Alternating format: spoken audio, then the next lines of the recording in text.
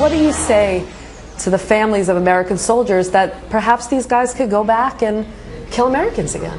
I just think that's a lot of baloney, to be truthful with you. And to whatever degree it may be true, they will wind up putting themselves at the mercy of those people who are very effective, who are there, who will deal with those matters.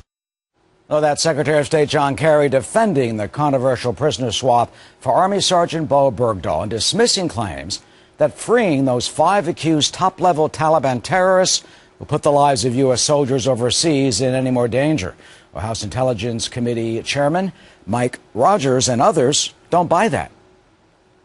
This was the wrong message at the wrong time, and we are going to pay for this decision for years. Again, this shouldn't be about did Congress get invited to the party.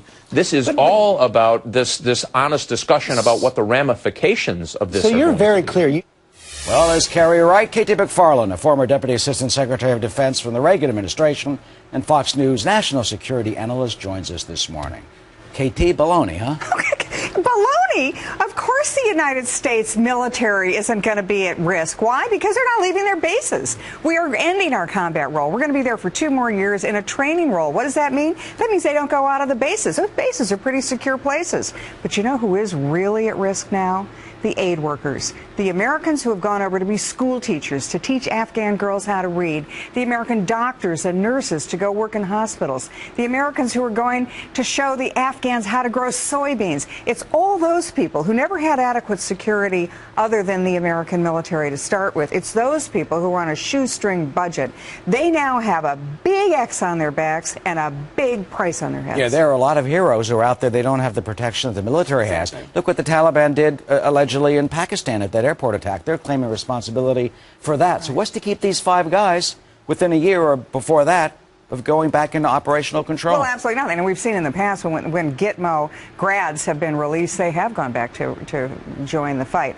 I think if we're going to do this, we're going to start releasing Gitmo prisoners. Here's what we ought to do. We have a lot of drones. I think we ought to put a drone 24/7 for the rest of their natural lives hovering over each one of these Gitmo Taliban grads. And the minute they join the fight, the minute they step out of line, waste them. That's a great idea, but they're never going to do that.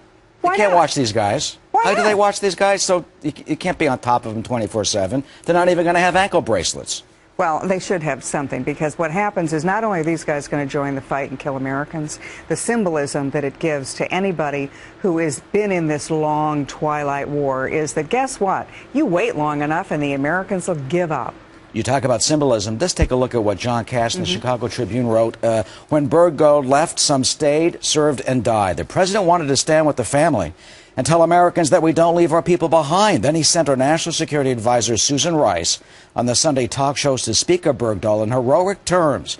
This is the same Susan Rice who went on the Sunday talk shows just before Obama's re-election to lie to the American people about what triggered the attack in Benghazi.